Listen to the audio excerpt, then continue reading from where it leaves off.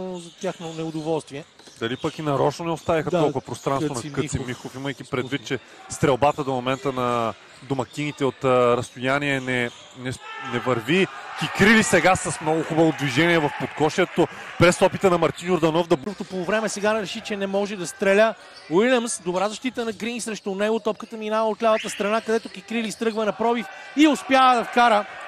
Страхотна работа на Обрат Томич, начина по който осигури за 3 точки, прекалено дълго без стрелбата. Нова много важна борба за Дейлън Уилямс. Кикрили си. Той за 3 точки успява обаче да отбележи, изравнявайки резултата. 80 на 80, по-малко от 2 минути.